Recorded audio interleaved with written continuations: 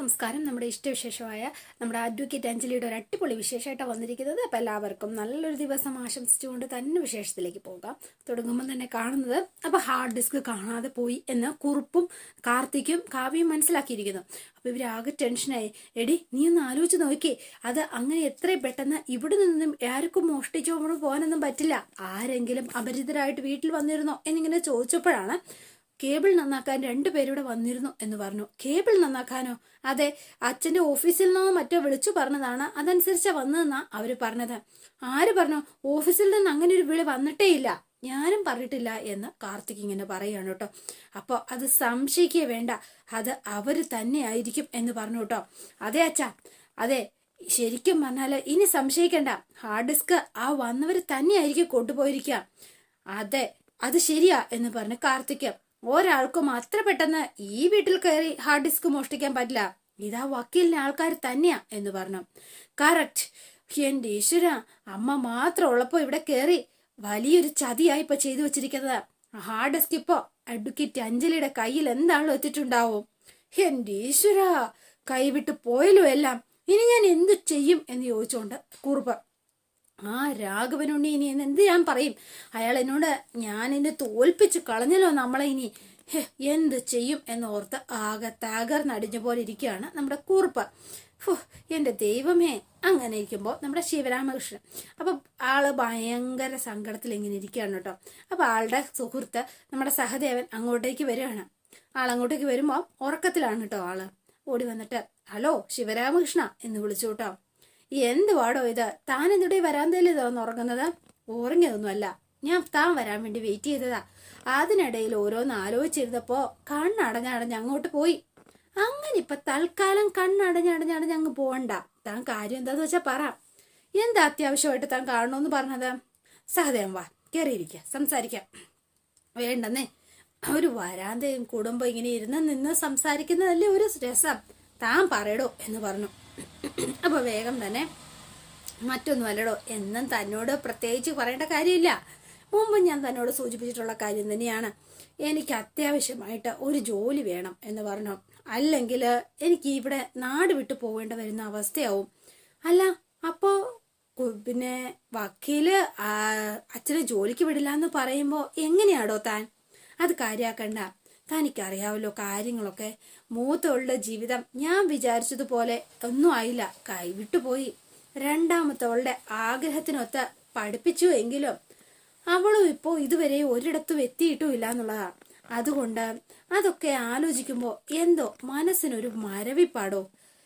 പിന്നെ അതുപോലെ മനസ്സിന്റെ മരവിപ്പം പിന്നെ ശരീരത്തിനെയും ഇപ്പൊ ബാധിച്ചു. പിന്നെ അത് കൂടാഞ്ഞിട്ടേ ഉണ്ടുറങ്ങി വീട്ടിൽ തന്നെ ഇങ്ങനെ തുടർന്ന ഒരിക്കലും ശരിയാവില്ലടോ. കൊളസ്ട്രോളും ഷുഗറും ഒക്കെ അത്യാവശ്യം നല്ല ഹെവി ഡോസിൽ തന്നെ ആലംബിച്ചിട്ടുണ്ട്. ആഹാ, അപ്പൊ തനിക്കും തുടങ്ങിയല്ലേ? ഉണ്ടല്ലേ തനിക്ക്? അപ്പോ താനീ സമൂഹത്തിലെ ജെന്റിൽമാനായി കഴിഞ്ഞു എന്നർത്ഥം. തമാശയല്ല സഹദേവ, എനിക്ക് എന്നെ കൊണ്ട് പറ്റുന്നത് പോലെ എനിക്ക് ചെയ്യണം. എന്തെങ്കിലും കുറച്ച് വീട്ടിൽ കൊണ്ട് കൊടുത്താല് ശ്യാമളയ്ക്കും ഒരു ആശ്വാസമൊക്കെ ആവില്ലേ? അതാ ഞാൻ ഉദ്ദേശിച്ചത്. ഒരു വീട് ഇങ്ങനെ ഓടിച്ചോണ്ട് പോവാൻ ഭാര്യയും മോളും ഇങ്ങനെ പെടാപ്പാട് പെടുമ്പോ ഞാൻ ഇങ്ങനെ ആളൊരുത്തനായിട്ട് വെറുതെ ഇങ്ങനെ പഴഞ്ചോറും ചോന്നുകൊണ്ട് ഇരിക്കാന്നൊക്കെ പറഞ്ഞാല് അതൊക്കെ ആലോചിക്കുമ്പോ ഒരു വല്ലാത്തൊരു വിഷമം മനസ്സിനെങ്ങനെ ആദ്യം കൂടി കൂടി വരിക.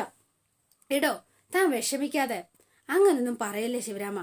എനിക്കറിയാത്തതാണോ തന്നെ? ഇതിനു മുമ്പേ ശ്യാമളയെയും മോളെയൊക്കെ അവരങ്ങനൊന്നും ചിന്തിക്കില്ല. അല്ലടാ, എനിക്ക് മനസ്സിലായി.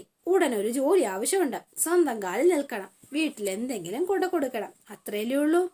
അത്രയേ ഉള്ളൂ. പെട്ടെന്നൊരു ജോലി എന്നൊക്കെ പറയുമ്പോ അപ്പോ ഒരെണ്ണം ഒപ്പിക്കാം. പക്ഷെ നിനക്ക് അതിൽ പഴയ വക്കീലിന്റെ യോഗ്യതയ്ക്ക് പറ്റിയ പണിയാണോന്നൊന്നുമില്ല. അത് സാരമില്ല എന്ന് പറയാണ് കേട്ടോ. ഇപ്പോഴത്തെ ഒരു സാഹചര്യം കണക്കിലെടുത്ത് അല്ലെ താൻ അതിനെക്കുറിച്ച് വെറുതെ ചിന്തിച്ചു കൂട്ടണ്ട. എന്തെങ്കിലും ഒരു ജോലി, തെറ്റില്ലാത്തൊരു ശമ്പളം, പിന്നെ മാത്രമല്ല വല്ല കൈക്കാരനോ കാവൽക്കാരനോ അങ്ങനെ അങ്ങനെ അങ്ങനെ എന്താണെങ്കിലും ഞാൻ അത്ര ആഗ്രഹിക്കുന്നുള്ളൂ. ആരോഗ്യം അതിനെ സമ്മതിക്കൂ. ശരി, എങ്കിൽ നാളെ നമുക്ക് ഒരിടം വരെ പോവാം, ഞാൻ രാവിലെ തന്നെ വിളിച്ചോളാം എന്ന് പറഞ്ഞ് അങ്ങ് പോവാണ് കേട്ടോ. ഭയങ്കര സന്തോഷമായി ആൾക്ക്. പിന്നെ കാണുന്നത് അഞ്ജലിനെയാണ്. അപ്പൊ ആര്യ നല്ല ഉറക്കത്തിലാണ്. അഞ്ജലിക്ക് ഒരു സമാധാനവും ഇല്ല. അഞ്ജലി ഇങ്ങനെ ഓരോ കാര്യങ്ങൾ ഇങ്ങനെ ആലോചിക്കുകയാണ്. ഹരീന്ദ്രൻ പറഞ്ഞ കാര്യങ്ങള്. അതെ, ശരിക്കും പറഞ്ഞാല് താൻ അറിയാവോ, തനിക്ക് കോടതിയിലെ പലരും വലിയ വീരവാദം മുഴക്കിയവർ പലരും ഇന്ന് കൈക്കൂലി കേസിൽ കോടതിയിൽ പോലും കയറാൻ പറ്റാതെ പുറത്തായ ചരിത്രമുണ്ട്. അത് താനൊന്ന് മനസ്സിലാക്കിയാൽ തനിക്ക് കൊള്ളാം എന്ന് ഇയാള് പറഞ്ഞിരുന്നു. അപ്പൊ വേഗം തന്നെ ഓർമ്മ വന്നത് തന്റെ അച്ഛന്റെ കാര്യമാണ്. പിന്നെ അത് മാത്രമല്ല, പിന്നെ നമ്മുടെ ഇന്ദിര അമ്മായി പറഞ്ഞത്. അപ്പോൾ എന്തായി ശരിക്കും ശ്യാമളെ, നീ കയ്യിൽ അങ്ങോട്ട് പോയപ്പോൾ ഒന്നുമില്ലാതെ പോയ നീ തിരിച്ചു വന്നപ്പോൾ ബിഗ് ഷോപ്പറുമായിട്ടാ വന്നത്. അതിലെന്താന്ന് ഇവരോട് കൂടി പറ ശ്യാമളെ എന്നൊക്കെ പറഞ്ഞ കാര്യങ്ങള് മനസ്സിലിങ്ങനെ കിടന്ന് തിളക്കിയാണ് കേട്ടോ. ആൾക്ക് ഉറക്കവും വരുന്നില്ല. അപ്പൊ ഇങ്ങനെ ഇതങ്ങനെ ആലോചിച്ചുകൊണ്ട് നടക്കാണ്. അപ്പോ അനുപമയുടെ കാര്യവും എന്നും ഈ ചേച്ചി തോൽപ്പിച്ചിട്ടേ ഉള്ളൂ. സ്വന്തം ജയത്തിന് വേണ്ടിയിട്ട് എങ്ങനെ വേണമെങ്കിലും ഞാൻ ചീപ്പാകും, അറിയാലോ. അപ്പൊ അനുപമ വെല്ലുവിളിച്ചതും അഞ്ജലിയുടെ മനസ്സിലേക്ക് ഇങ്ങനെ ഓടിയെത്തുകയാണ്. അപ്പൊ ആര്യ ഒരു ഉറക്കം കഴിഞ്ഞ് കണ്ണു തുറന്ന് നോക്കുമ്പോ ആള് അവിടെ നിൽക്കാണ്. എന്തടി, എന്ത് പറ്റി, നീ ഉറങ്ങിയില്ലേ? മഴ 12 ആയല്ലോ, എന്ത് പറ്റി നിനക്ക് എന്ന് ചോദിച്ചോ. സത്യം പറഞ്ഞാല് എനിക്ക് ഉറക്കം വരുന്നില്ല ചേച്ചി. ശരിക്കും പത്മയുടെ കേസില് കാർത്തിക്കിനൊരു ശിക്ഷ വാങ്ങിക്കൊടുക്കാം എന്നായിരുന്നു എന്റെ വിശ്വാസം. പക്ഷേ എന്തു പറ്റി നിനക്കൊരു പക്ഷേ? കോടതിയിൽ വെച്ച് ആ ഹരീന്ദ്രൻ ഇന്ന് ഒരു സീൻ ഉണ്ടായി. അവൻ എന്നോട് പറഞ്ഞ വാക്ക് അത് പതിവുള്ളതാണ്. പക്ഷേ ഇത്തവണ അയാൾ പറഞ്ഞ വാക്കുകളും പിന്നീട് അനുചേച്ചി ഇവിടെ വന്ന് അമ്മയെ കൂട്ടിക്കൊണ്ട് പുറത്തു പോയതും എല്ലാം കൂടി ചേർത്ത് വായിക്കുമ്പോ എന്തോ ഒരു അപകടം മണക്കുന്നു. എന്ത് അപകടം മോളെ എന്നിങ്ങനെ ചോദിക്കാം. നീ പറയുന്നതൊന്നും എനിക്ക് മനസ്സിലാവുന്നില്ല എന്ന് പറഞ്ഞു. ഒരറ്റത്ത് കാര്യങ്ങളൊക്കെ ശരിയായി വരുമ്പോ മറുഭാഗത്ത് എന്തോ അരുതാത്തത് സംഭവിക്കാൻ പോകുന്നു എന്നതുപോലെ ഒരു തോന്നല് ചേച്ചി. പത്മയ്ക്ക് നീതി കിട്ടാൻ വേണ്ടിയിട്ടുള്ള എന്റെ പോരാട്ടത്തിൽ കോടതിയിൽ തോറ്റു നിന്ന് ഇറങ്ങേണ്ടി വരുമ്പോ എനിക്ക് ചിന്തിക്കാൻ പോലും പറ്റില്ല എന്ന് പറഞ്ഞു. അതൊന്നോ നോ, ഒരിക്കലും ഇല്ലടി, ഒരിക്കലും നീ തോൽക്കില്ല മോളെ, നീ ധൈര്യമായിരിക്കുക. ആരുമില്ലാത്തൊരു പെൺകുട്ടിക്ക് വേണ്ടിയിട്ട് ഒന്നും പ്രതീക്ഷിക്കാതെയാ നീ ഇറങ്ങിയിരിക്കുന്നത്. ദൈവം എപ്പോഴും നിന്റെ കൂടെ തന്നെ ഉണ്ടാവും. എന്തോ അങ്ങനെ ആയിരുന്നാ മതിയായിരുന്നു ചേച്ചി. പക്ഷെ ചേച്ചി ചുറ്റിലുള്ള വാർത്തകളൊക്കെ ദിവസവും കാണുന്നതല്ലേ. നമ്മള് ദൈവത്തെ പോലെ കാണുന്നവർ തന്നെ അവസാനം അറിഞ്ഞോ അറിയാതെയോ നമ്മുടെ തോൽവിക്കൊരു കാരണമായി എന്ന് തന്നെ വരാം. അപ്പോ നമ്മുടെ കൂട്ടത്തിൽ നിന്ന് തന്നെ നമ്മളെ ചിലരെ ചതിച്ചാ പിന്നെ ഒരു ആളും ജയിച്ച ചരിത്രവും ഇല്ല എന്ന് പറഞ്ഞു. അപ്പോൾ അഞ്ജലിയുടെ ഫോണിലേക്ക് ഒരു കോള് വരികയാണ്. അഞ്ജലി, അയ്യോ ഇത് മറ്റേ ആ സാറാണല്ലോ എന്ന് പറഞ്ഞു. ഇതാ നെറ്റ് സെറ്റ് സൊല്യൂഷൻസിലെ അമ്പാടി സാറിന്റെ കോളാണല്ലോ എന്ന് പറഞ്ഞ ഈ സമയത്ത് എന്തിനാ സാർ വിളിക്കണത്? അപ്പൊ ഫോൺ വേഗം തന്നെ എടുക്കാണ്. ഹലോ അഞ്ജലി, അഞ്ജലി അല്ലേ എന്ന് ചോദിക്കുകയാണ് കേട്ടോ. അപ്പൊ അമ്പാടിയെ കൊണ്ട് വിളിപ്പിക്കുന്നതാണ് നമ്മുടെ ആരാ, അർജുൻ. അപ്പൊ പിന്നെ അഞ്ജലി ഒരു അത്യാവശ്യ കാര്യത്തിന് വേണ്ടിയിട്ടായി ഇപ്പൊ വിളിച്ചത്. ബുദ്ധിമുട്ടായില്ലല്ലോ അല്ലേ? എന്താ സാർ? സാർ നോ പ്രോബ്ലം, പറഞ്ഞോളൂ എന്ന് പറഞ്ഞു. അതെ, ഒരു മലേഷ്യൻ കമ്പനി ടേക്ക് ഓവർ വരുന്നതുമായി ബന്ധപ്പെട്ട് ഞാൻ അർജന്റായിട്ട് UK പോവാം. അൺഎക്സ്പെക്റ്റഡ് ഒരു ട്രാവലിംഗ്. ശരിക്കും ഇനിയിപ്പോൾ പോകുന്നതിന് ഒരു 1.5 മണിക്കൂറേ ഉള്ളൂ. അതിനു മുൻപ് എനിക്ക് എയർപോർട്ട് എത്തുകയും ചെയ്യണം. പോകുന്നതിന് മുൻപ് ചില ഡോക്യുമെന്റ്സ് അഞ്ജലിയെ ഏൽപ്പിക്കാനുണ്ടായിരുന്നു. അഞ്ജലി വേണം അതൊന്ന് ലീഗൽ ക്ലാരിഫിക്കേഷൻ ഒന്ന് ചെയ്തു തരാനായിട്ട്. ശരി സാർ. സാർ പറഞ്ഞോളൂ, എനിക്ക് മെയിൽ ചെയ്താൽ മതി എന്ന് പറഞ്ഞു. അയ്യോ അഞ്ജലി, അതാണ് പ്രശ്നം, എന്റെ കയ്യിൽ ലാപ്പില്ല എന്ന് പറഞ്ഞു. ഒരു കാര്യം ചെയ്യട്ടെ, ഉണ്ടെങ്കിലും സ്കാൻ ചെയ്യാൻ പോലും നേരമില്ല. ടൈം ഉണ്ടെങ്കിൽ ഞാൻ എന്തെങ്കിലും ചെയ്ത് അഞ്ജലിയുടെ വീട്ടിലെത്തി അത് ഏൽപ്പിക്കാമായിരുന്നു. അതുകൊണ്ട് അതൊന്നും നടക്കില്ല അഞ്ജലി. ഞാൻ എയർപോർട്ടിലേക്ക് പോകുന്ന വഴി എവിടെയെങ്കിലും അഞ്ജലി ഒന്ന് വന്നിരുന്നെങ്കിൽ, കളക്ട് ചെയ്തിരുന്നെങ്കിൽ എന്നാലേ പറ്റൂ. ശരി സാർ, ഞാൻ വരാം എന്ന് പറഞ്ഞു. എന്നാൽ ഇപ്പൊ തന്നെ വരാം സാർ എന്ന് പറഞ്ഞു. Okay, thank you. Location sir എന്താന്ന് വെച്ചാൽ പറഞ്ഞാൽ മതി. Okay, thank you very much Anjali എന്നൊക്കെ പറഞ്ഞു. അപ്പോൾ എന്താ എന്നൊക്കെ അഞ്ജലിയുടെ പണി അപ്പോൾ ഏറ്റു. ആഹാ, അപ്പൊ ലൊക്കേഷൻ അല്ലേ ശരിയാക്കി തരാം, എന്നെ സമ്മതിക്കണം എന്ന് പറഞ്ഞുകൊണ്ട് ലൊക്കേഷനൊക്കെ അയച്ചു കൊടുക്കുകയാണ്. അപ്പോൾ രാജീവ് ബർത്ത്ഡേ ആഘോഷിക്കാനായിട്ട് നല്ല ഗംഭീരമായിട്ട് ബലൂണൊക്കെ ആയിട്ട് ഡെക്കറേറ്റ് ചെയ്ത് ആളെ ഇങ്ങനെ ഇവിടെ നിൽക്കുകയാണ് വെയിറ്റ് ചെയ്ത്. അപ്പൊ ലൊക്കേഷൻ അയച്ചത് കൊടുത്തതനുസരിച്ച് അഞ്ജലി അങ്ങോട്ടേക്ക് വരികയാണ്. നോക്കുമ്പോൾ ആരും കാണുന്നില്ല. ഷോ, ഇവിടെ എങ്ങും ആരുമില്ലല്ലോ എന്നിങ്ങനെ പറഞ്ഞു. ഇതെന്താ സംഭവം, എന്നെ പറ്റിച്ചായിരിക്കുമോ? അപ്പോഴാണ് ഒരു ഹാപ്പി ബർത്ത്ഡേ സോങ്ങുമായിട്ട് ഒരു കയ്യിൽ ഒരു കേക്കും ഒക്കെ ആയിട്ട് നമ്മുടെ അർജുൻ അങ്ങോട്ടേക്ക് പ്രത്യക്ഷപ്പെടുന്നതേ. അപ്പൊ അവിടെ ഇരുന്ന കുറച്ച് ആൾക്കാരുണ്ടായിരുന്നു, അവരെയും കൂടെ വിസിലടിച്ചെണീപ്പിച്ചു.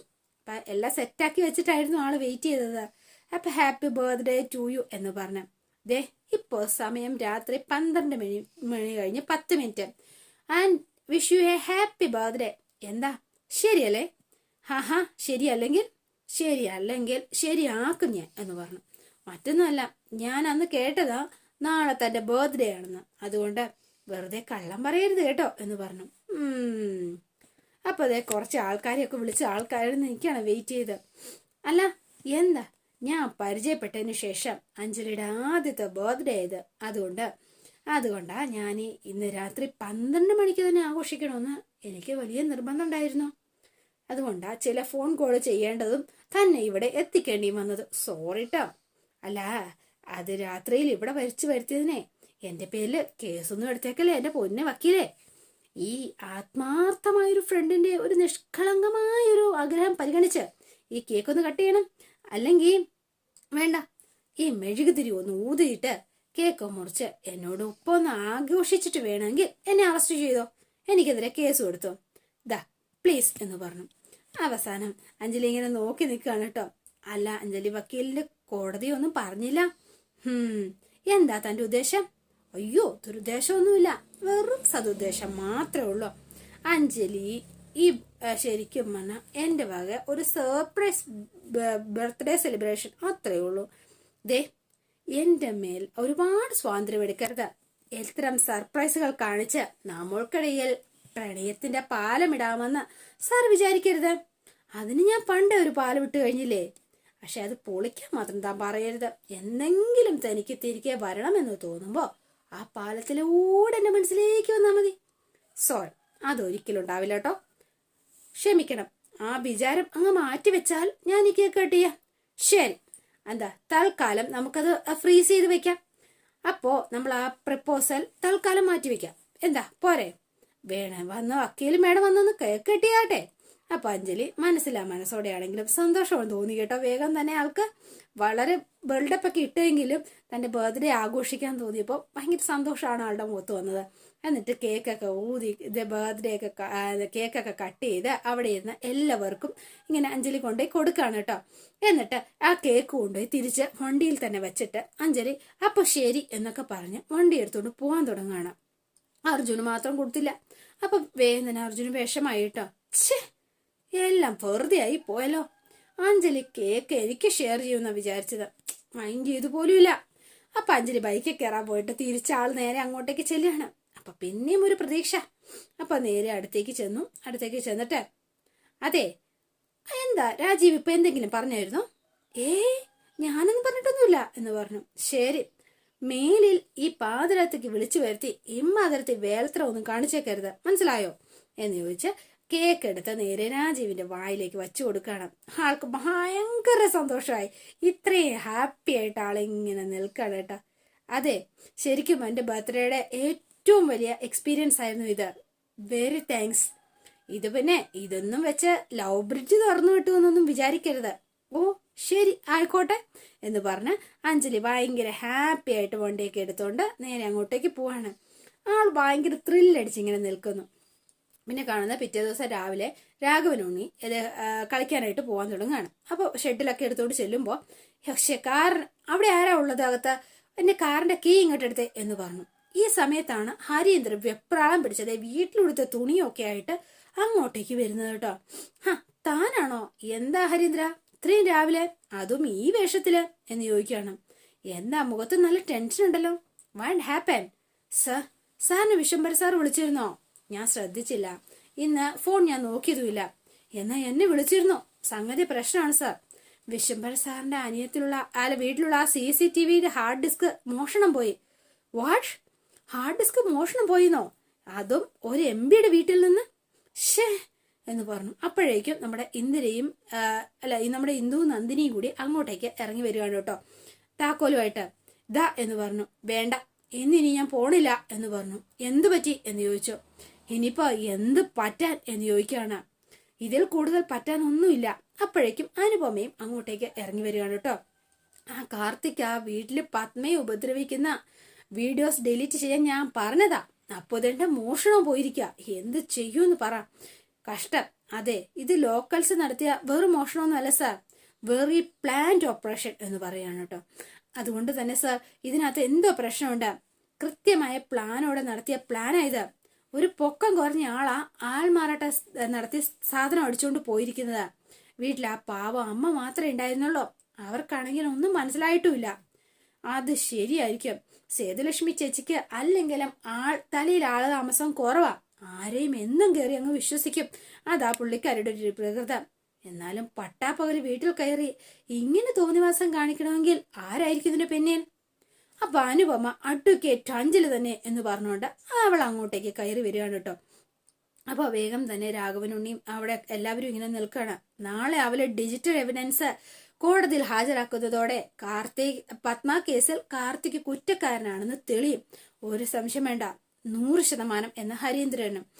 എല്ലാം കോടതിക്ക് കാണിച്ചു കൊടുക്കുമെന്ന് അവൾ വെല്ലുവിളിച്ചത് വെറുതെ ആയിരുന്നില്ല. അതായിരുന്നു അവളുടെ പ്ലാനിങ് അപ്പോ എന്ന് പറയാണ്. അപ്പൊ വേഗം തന്നെ ഇനിയിപ്പോ എന്താ ചെയ്യ സാർ, ഞാൻ പോലും ഇത്രയും പ്രതീക്ഷിച്ചില്ല. അപ്പൊ വേഗം തന്നെ രാഘവനുണ്ണി, സത്യം പറഞ്ഞ ആ നരന്തു പെണ്ണിന്റെ മുന്നിൽ തോറ്റു പോകുന്നതിലും ഭേദം അഡ്വക്കേറ്റ് രാഘവനുണ്ണി മരിക്കുന്നത് തന്നെയാ എന്ന് ഇങ്ങനെ രാഘവനുണ്ണി ഇങ്ങനെ പറയുകയാണ് കേട്ടോ. അപ്പൊ ഇവരിങ്ങനെ നോക്കിയാണ്. അവൾ ആ വിഷ്വൽസ് കോടതിയിൽ ഹാജരാക്കിയാൽ കേസ് എന്താണെങ്കിലും തോൽക്കും, ഉറപ്പ്. അത് മാത്രമല്ല, വിഷ്വൽസ് മാത്രമല്ല, കേസിലെ 1ാം സാക്ഷിയും അവളുടെ കസ്റ്റഡിയിലാവും. ദാറ്റ് മീൻസ് ടോട്ടലായിട്ട് ഞാൻ തോക്കുമെന്നുള്ള കാര്യത്തിൽ ഒരു സംശയവുമില്ല. MP വിശ്വംഭരന്റെ മകൻ ജയിലിൽ പോയിട്ട് ഞാൻ എന്തിനാ പിന്നെ ഈ വക്കീൽ കോട്ട് ധരിച്ച് നടക്കുന്നത്? അങ്കിൾ, ഈ കേസിൽ അഡ്വക്കേറ്റ് രാഘവനുണ്ണിക്ക് ജയിക്കാൻ ഒരൊറ്റ വഴി മാത്രമേ ഉള്ളൂ, അഡ്വക്കേറ്റ് അഞ്ജലിയെ കൊന്നുകളയുക എന്ന് പറഞ്ഞു. അപ്പൊ ഇത് കേട്ടപ്പോ അനുപമയുടെ ചങ്കൊന്ന് പിടച്ചു കേട്ടോ. വേഗം തന്നെ അവർക്കെല്ലാവർക്കും അത് വല്ലാത്ത ഷോക്കായി പോയി ആ പറച്ചിൽ കേട്ടിട്ട്. അപ്പൊ അതോടെയാണ് ഇന്നത്തെ വിശേഷം അവസാനിക്കുന്നത്. ഇനി നാളത്തെ വിശേഷം ഇതിലും ഗംഭീരാണ്. അപ്പൊ എല്ലാവരും വെയിറ്റ് ചെയ്യുക. ഇഷ്ടപ്പെട്ടുവെങ്കിൽ ലൈക്ക് ചെയ്യാനും ഷെയർ ചെയ്യാനും ഹൈപ്പ് ചെയ്യാനും മറന്നു പോവല്ലേ. അപ്പൊ പുതുപുത്തൻ വിശേഷമായിട്ട് എത്താം. Bye and see you again.